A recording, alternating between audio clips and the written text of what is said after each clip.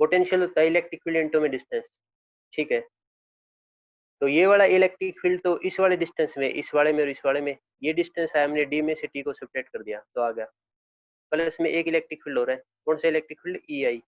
ई आई कितने डिस्टेंस में है, टी में। ई आई कितने डिस्टेंस में है, टी में। तो इलेक्ट्रिक फील्ड ई आई और डिस्टेंस टी, हो गया, ठीक है।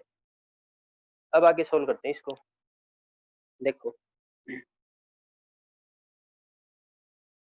ये ई नोट, ये D minus T, D minus T, और ये इलेक्ट्रिक फील्ड है ना, ये इलेक्ट्रिक फील्ड जो इंड्यूस हुआ है, तो देखो पहले से अगर जब ये डाइलेक्ट्रिक यहाँ पे नहीं था ना, तो यहाँ पे इलेक्ट्रिक फील्ड इस डायरेक्शन में था, ये वाला electric field, original electric field यहाँ पे सारे पे इस डायरेक्शन में था। लेकिन अब ये नया फील्ड इस तरह से इंड्यूस हो गया, तो पहले जो फील्ड इस डायरेक्शन में था ना, उसके अपोजिट में एक फील्ड बन गया, और उसके अपोजिट में एक फील्ड बन गया, तो इलेक्ट्रिक फील्ड रिड्यूस हो गया, कम हो गया। पहले से जो इलेक्ट्रिक फील्ड इस डायरेक्शन में था, उसके अपोजिट में एक नया फील्ड बन गया, तो वो फील्ड अब कम हो गया। तो इसका मतलब ये ई नोट है ना, ई नोट इस एरिया में कम हो गया, और कम हो गया तो इलेक्ट्रिक फील्ड अगर कम होता है ना, इलेक्ट्रिक फील्ड अगर कम होता है तो 1/k टाइम्स कम होता है। इलेक्ट्रिक फील्ड जब भी कम होगा तो 1/k टाइम्स कम होगा, और इलेक्ट्रिक फील्ड जब भी ज्यादा होगा तो k टाइम्स ज्यादा होगा। ये k क्या है, डाइलेक्ट्रिक कांस्टेंट। इस डाइलेक्ट्रिक मटेरियल का डाइलेक्ट्रिक कांस्टेंट है k, डाइलेक्ट्रिक कांस्टेंट है k। तो यहाँ पे इलेक्ट्रिक फील्ड कम हो रहा है, तो इलेक्ट्रिक फील्ड कम हो रहा है तो 1/k टाइम्स कम होता है, और ज्यादा होता है तो k टाइम्स ज्यादा होता है। तो यहाँ पे इसकी जगह हम क्या लिख देंगे कि ये फील्ड कम हो गया तो ई नोट बाई के हो गया, ई नोट बाई के। तो ये फील्ड है, ये कितना हो गया, ई नोट बाई के हो गया, ई नोट बाई के, और ये टी एज इट इज, ऐसे लिख लिया। अब ई नोट को कॉमन ले लो, तो ई नोट को हम कॉमन ले लेते हैं, ई नोट को कॉमन ले लिया, क्या बच गया, डी माइनस टी, ई नोट कॉमन ले लिया, प्लस में टी बाई के, इतना बच गया, ठीक है। तो ई की वैल्यू आ गई। और पैरेलल की प्लेट के बीच में इलेक्ट्रिक फील्ड कितना होता है, बताओ। दो पैरेलल प्लेट के बीच में इलेक्ट्रिक फील्ड कितना होता है, सिग्मा बाई एप्सिलॉन नॉट।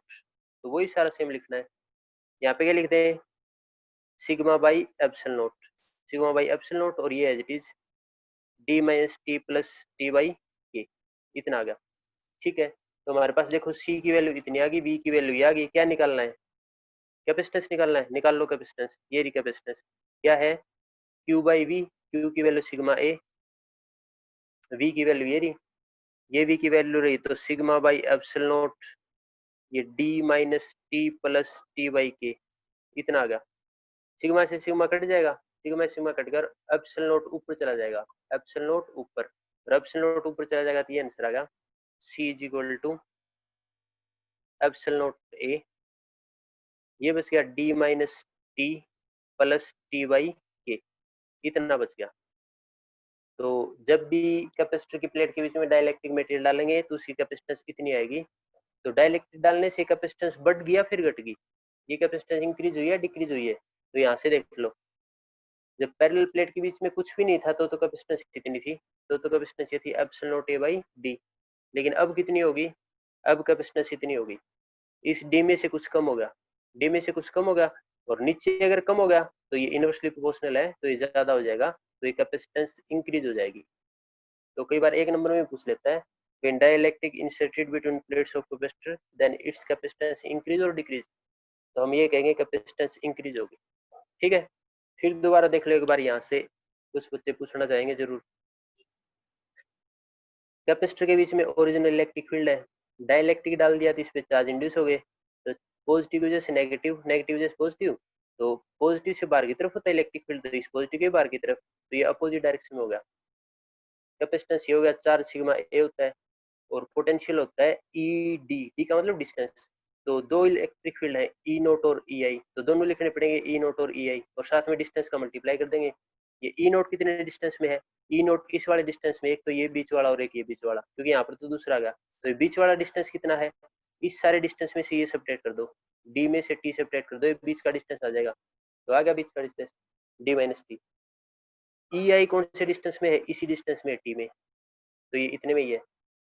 ये इलेक्ट्रिक फील्ड वो है इंड्यूस्ड, तो पहले से यहाँ पे जो इलेक्ट्रिक फील्ड ऊपर से था ना, ये उसके अपोजिट डायरेक्शन में, तो ये उसको कम कर रहा है, तो उसको कम कर रहा है, तो इसको कम कर रहा है ना, और कम कर रहा है तो ई नोट बाई के हो गया, 1/k टाइम्स कम हो जाता है। इसमें से ई नोट कॉमन ले लो, और electric field sigma by epsilon not होता है। ये सारी वैल्यू इसमें पुट कर दो, पुट कर दिया, आंसर आ गया इतना। ठीक है, तो अब बताओ किसी को कुछ पूछना हो तो। अगर ये डाइलेक्ट्रिक है ना, अगर ये डाइलेक्ट्रिक है, ये इस प्लेट की स्पेस को पूरी को फिल कर दें, इस प्लेट की स्पेस को पूरी को फिल कर दें, और पूरी को फिल कर दें तो पूरी स्पेस में डाइलेक्ट्रिक डाल देंगे, और पूरी स्पेस में अगर डाइलेक्ट्रिक डालेंगे तो ये टी है ना, इस डी के इक्वल हो जाएगा। ये टी है, ये इस डी के इक्वल हो जाएगा। ये स्पेशल केस है। चलो देखो फिर, यहीं पे कर लेते हैं। अगर ये आ जाए, when dielectric fills the whole space between plates of capacitor, पूरी स्पेस को फिल कर देगा तो टी और डी इक्वल हो जाएंगे, और इक्वल हो जाएंगे तो यहाँ पे आ जाओ, यहाँ पर। तो देखो,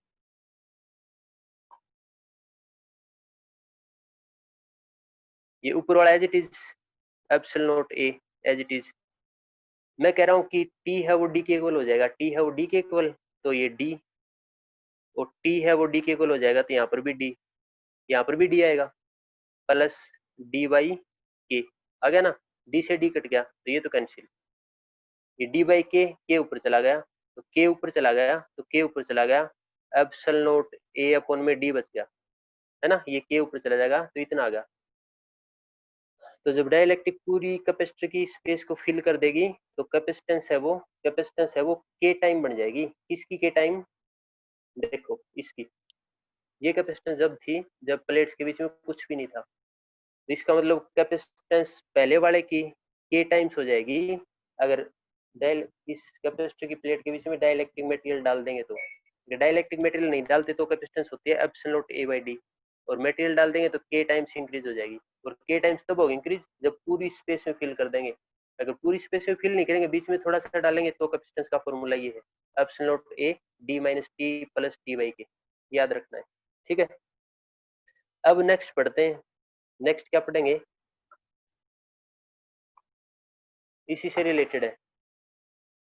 अब हम ये पढ़ेंगे, अगर कंडक्टिंग प्लेट डाल दें तो क्या होगा।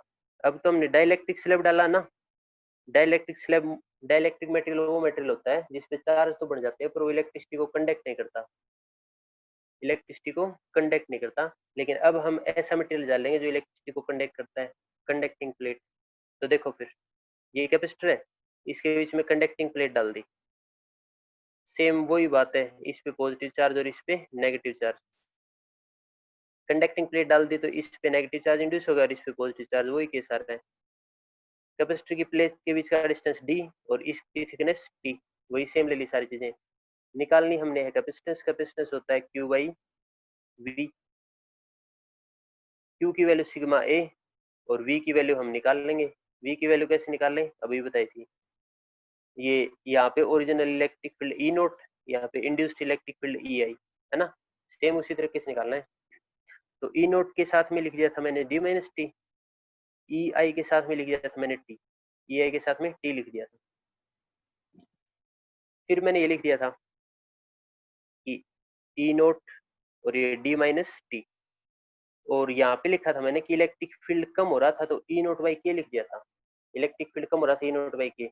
लेकिन यहाँ पे हम क्या करेंगे, पहले से इलेक्ट्रिक फील्ड देखो इस डायरेक्शन में है, ऊपर से इस डायरेक्शन में है, अगर ये हम नहीं डालेंगे ना तो पहले से इलेक्ट्रिक फील्ड इस डायरेक्शन में है, लेकिन ये कंडक्टिंग स्लैब डालने से इस डायरेक्शन में और होगा, और कंडक्टिंग स्लैब डालने से जितना इस डायरेक्शन में था ना उतना ही इस डायरेक्शन में इंड्यूस होगा। कंडक्टिंग स्लैब में उतना इंड्यूस होता है जितना पहले से होता है। तो पहले से ई नोट था और ये अपोजिट डायरेक्शन में इंड्यूस हुआ ना, ये इसके इक्वल इंड्यूस होगा, तो जितना इधर था उतना ही इधर है, तो इस एरिया में तो कैंसिल हो गया इलेक्ट्रिक फील्ड, इस एरिया में इलेक्ट्रिक फील्ड कैंसिल, तो इसकी नेट वैल्यू है वो जीरो आ गई।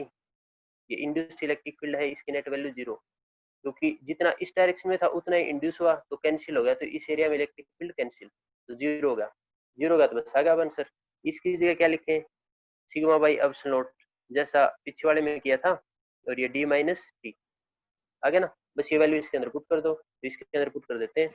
मतलब पहले वाला सेम डेरिवेशन है, पहले वाले में से बस ये टर्म छोड़ देंगे, जीरो होगा, बाकी सारा एज इट इज है। तो इसको हम सोल्व करेंगे तो इतना आंसर आ जाएगा, है ना। ये वैल्यू यहाँ पे पुट करके सोल्व करोगे तो इतना आएगा epsilon naught A D minus T, इतना आएगा। क्योंकि ये वाला कैंसिल हो जाएगा, ये वाला टर्म कैंसिल हो गया, तो प्लस में टी बाई के था ना वो कैंसिल हो गया, तो इतना आ गया epsilon naught A D minus T, इतना आ गया। इसका अगर स्पेशल केस लें, इसका स्पेशल केस लें कि ये कंडक्टिंग स्लैब है, पूरी प्लेट को फिल करती हो, पूरी प्लेट को अगर फिल करती हो तो टी और डी सेम हो जाएंगे, तो सेम कर दो टी और डी, तो टी और डी अगर सेम कर दोगे तो डी माइनस डी, नीचे जीरो आ गया, और समथिंग अपॉन में जीरो इन्फिनिटी होता है, समथिंग अपॉन में जीरो इन्फिनिटी। तो पीछे वाले में हम कह रहे थे कि कंडक्टिंग स्लैब डालेंगे तो कैपेसिटेंस इंक्रीज होती है, यहाँ पर भी कैपेसिटेंस इंक्रीज होती है, और कितनी इंक्रीज होती है, इनफाइनाइट हो जाएगी, इनफाइनाइट। ठीक है, तो ये ध्यान रखना है, पीछे वाले में के टाइम हो रही थी इंक्रीज, यहाँ पे इनफाइनाइट हो जाएगी, पता ही नहीं कितनी हो जाएगी। ठीक है ना, कोई पता नहीं कर सकते। ठीक है, तो इससे आगे पढ़ते हैं।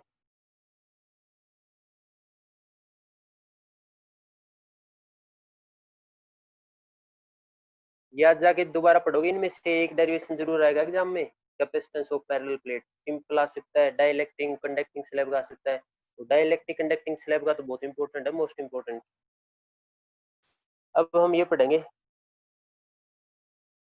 कि कैपेसिटर पैरेलल में है तो किस तरह से क्या करते हैं, सीरीज में तो क्या करते हैं, है ना, पैरेलल कॉम्बिनेशन, सीरीज कॉम्बिनेशन।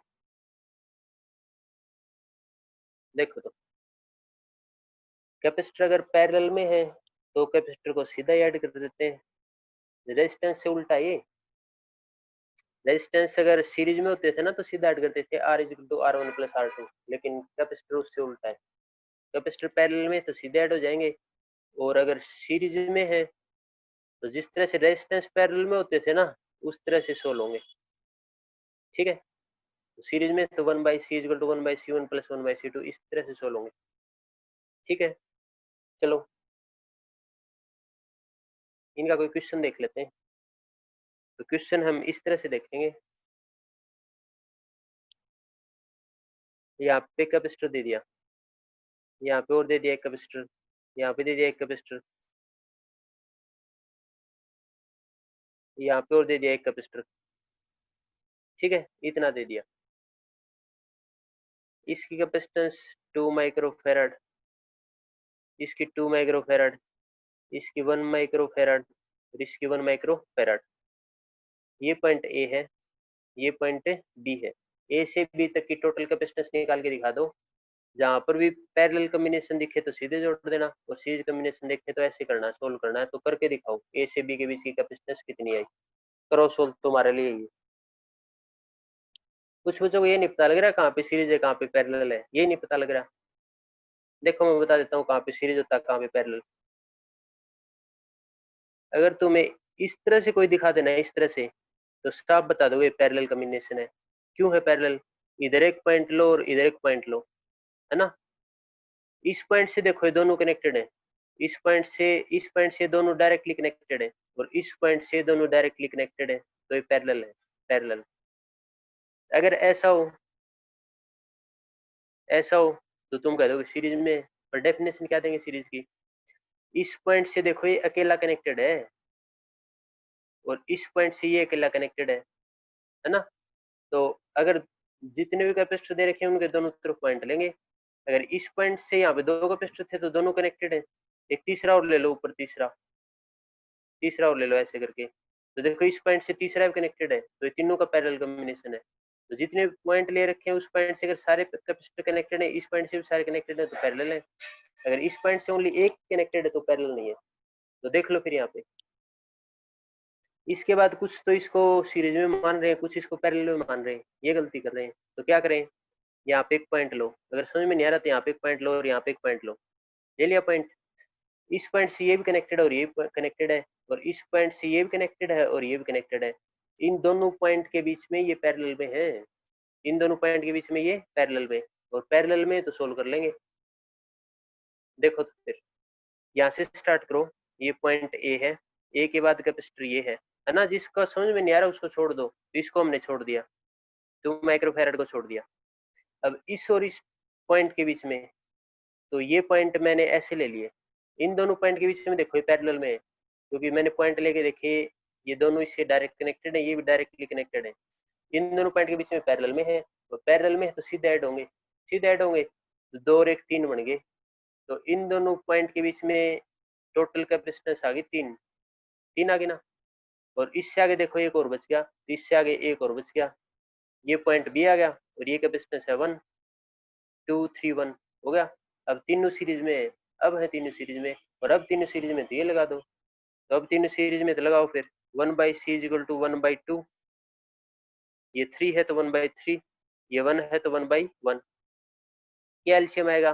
6 आएगा एलसीएम, 6 एलसीएम आ गया।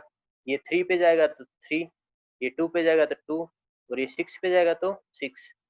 तो 5 और 6 11 होगा, तो 11/6।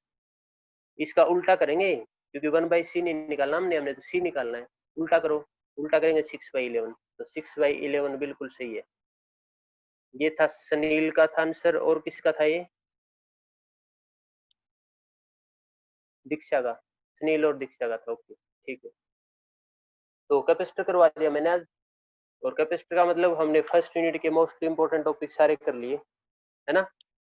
तो आज का दिन है तुम्हारे पास, ये कैपेसिटर अच्छी तरह पढ़ो और फिर फर्स्ट यूनिट को फिर दोबारा रिवाइज कर लो। आज कैपेसिटर